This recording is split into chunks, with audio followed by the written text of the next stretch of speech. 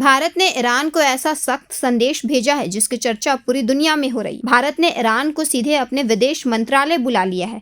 वजह है एक भारतीय की मौत। स्ट्रेट ऑफ हॉर्मुज में हुए मिसाइल हमले में बिहार के भागलपुर के रहने वाले सोनू कुमार गुप्ता की जान चली गई। 6 भारतीय घायल हो गए और इसके बाद भारत सरकार ने ईरान के शीर्ष राजनयिक को तलब कर कड़ा विरोध दर्ज कराया।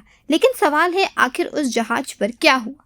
सोनू कुमार की मौत कैसे हुई और भारत ने इस बार इतना सख्त कदम क्यों उठाया? लेकिन सवाल है, आखिर उस जहाज पर क्या हुआ? सोनू कुमार की मौत कैसे हुई और भारत ने इस बार इतना सख्त कदम क्यों उठाया?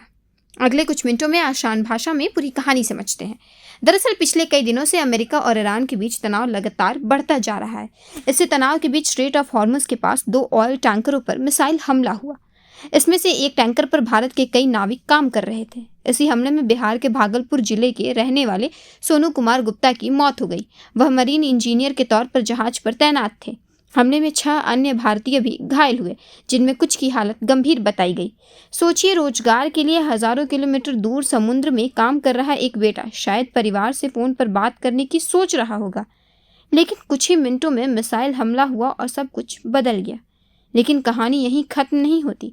जैसे ही यह खबर नई दिल्ली पहुंची, भारत सरकार तुरंत हरकत में आ गई। विदेश मंत्रालय ने भारत में मौजूद ईरान के वरिष्ठ राजनयिक को तलब किया। उन्हें साफ शब्दों में कहा गया कि भारत इस घटना पर गहरा विरोध दर्ज कराता है। सरकार ने भारतीय नागरिकों की सुरक्षा को लेकर गंभीर चिंता जताई और इस घटना पर जवाब मांगा। भारत आमतौर पर ऐसे मामलों में बेहद संतुलित भाषा इस्तेमाल करता है, लेकिन इस बार भारत का रुख पहले से ज्यादा सख्त दिखाई दिया। अब सवाल है, आखिर स्ट्रेट ऑफ हॉर्मुज इतना महत्वपूर्ण क्यों है?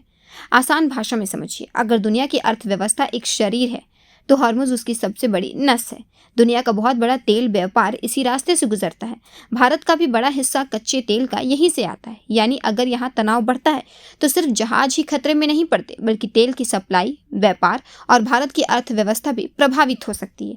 लेकिन इस कहानी का सबसे दर्दनाक पहलू सिर्फ तेल नहीं है, बल्कि समुद्र में काम कर रहे भारतीय हैं।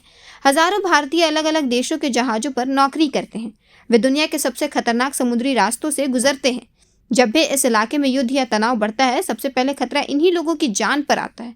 और इस बार भी ऐसा ही हुआ। एक भारतीय ने अपनी जान गंवा दी, 6 घायल हो गए और एक परिवार ने अपना बेटा खो दिया। अब सबसे बड़ा सवाल ये है कि क्या इससे भारत और ईरान के रिश्तों पर असर पड़ेगा?